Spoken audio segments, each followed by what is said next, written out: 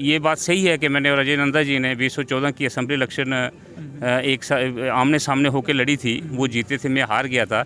लेकिन आज आपने एक मेरे ख्याल में बड़ा खूबसूरत उदाहरण देखा होगा कि उन्होंने मेरा नाम लेकर के जय घोष किया और मैंने उनका नाम लेकर के जय घोष किया। कि अगर कोई किसी किस्म का कोई मतभेद है भी तो वो हम मन भेद नहीं बनाते, उसको समाप्त करते हैं। भारत माता की जय, भारत माता की जय, भारतीय जनता पार्टी जिंदाबाद, भारतीय जनता पार्टी जिंदाबाद, सरब सिंह नाथ जी जिंदाबाद, सरब सिंह नाथ जी जिंदाबाद, नरेंद्र भाई मोदी जिंदाबाद। भारत माता की जय, भारत माता की जय, भारतीय जनता पार्टी जिंदाबाद, भारतीय जनता पार्टी जिंदाबाद, नरेंद्र भाई मोदी जिंदाबाद, नरेंद्र भाई मोदी जिंदाबाद। चेयरमैन फाइनली आप बन गए हैं, वोटर्स काफ़ी खुश हैं आपके। क्या प्रायोरिटीज़ रहेंगी, किन कामों को सबसे पहले आप करवाने की कोशिश करेंगे? देखिए जी, हमारा जो आज की इलेक्शन है ये मैं पूरी अपनी जो हमारा भारतीय लोकतंत्र है उसको समर्पित समझता हूँ। हमारे भारत के संविधान को समर्पित समझता हूँ। हमारे भमाग कंस्टिट्यूंसी की आवाम और वोटर्स को समर्पित समझता हूँ। रियासी डिस्ट्रिक्ट की तमाम आवाम जिन्होंने बड़े बेहतरीन और बड़े सुलझे हुए जो मैच्योर डीडीसी मेंबर्स भेजे थे, जिन्होंने मुझे चुना है, मैं पूरी आवाम को इसकी मुबारकबाद देता हूँ।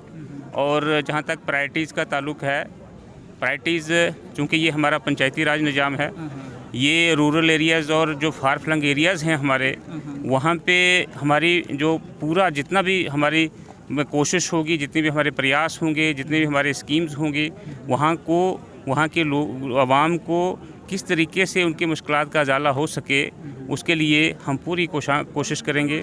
और ये हमारे लिए जम्मू कश्मीर में पहली बार डीडीसी के जो इलेक्शंस हुए हैं और आज की जो हमारी सेंटर की सरकार है माननीय नरेंद्र मोदी जी के नेतृत्व में, ये उनको एक बहुत बड़ी मुबारकबाद और उनकी पूरी जो गवर्नमेंट है उनको मुबारकबाद कि उन्होंने 70 सालों में पहली बार एक जो devolution of power to the grass roots level का जो उन्होंने कंसेप्ट दिया है, ये एक मुबारक की बात है हमारे सब लोगों के लिए, हमारे जम्मू कश्मीर के आवाम के लिए।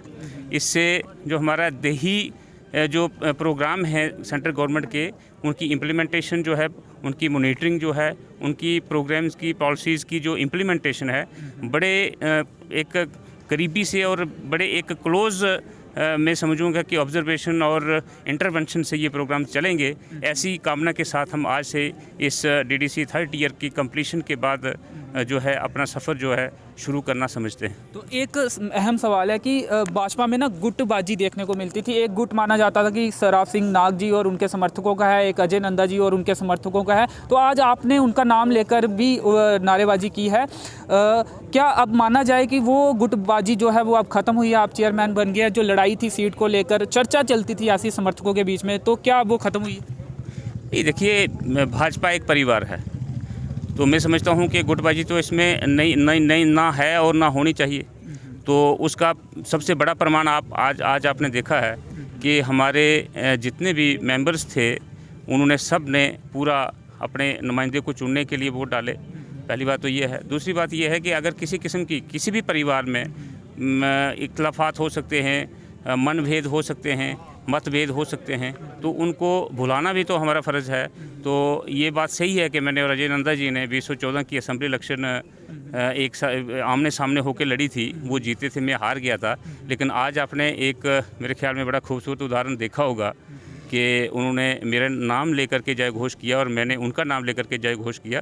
तो ये भारतीय जनता पार्टी के संस्कार और संस्कृति समझता हूँ मैं कि वहाँ पे अगर कोई किसी किस्म का कोई मतभेद है भी तो वो हम मन भेद नहीं बनाते, उसको समाप्त करते हैं। तो अब क्या रैली निकाली जाएगी? जश्न किस तरीके से मनाया जाएगा? हम अपने ऑफिस में जो हमारा कार्यालय है, जो जिसको हम मंदिर समझते हैं, वहाँ तक जाएंगे। उससे पहले मैं माथा टेकने के लिए काली माता जी के मंदिर में जाऊंगा, उसके बाद हम अपने दफ्तर में जाएंगे। जी, शुक्रिया हमसे बात करने के लिए। तो मंदिर में जाएंगे और पार्टी दफ्तर में जाएंगे और कार्यकर्ता लगातार जो हार हैं वो पहना रहे हैं। काफ़ी खुश कार्यकर्ता इस समय नज़र आ रहे हैं। तो फिलहाल इस वीडियो में इतना ही। मेरे सहयोगी नरेश भगत के साथ मुझे दीजिए अनुमति। धन्यवाद।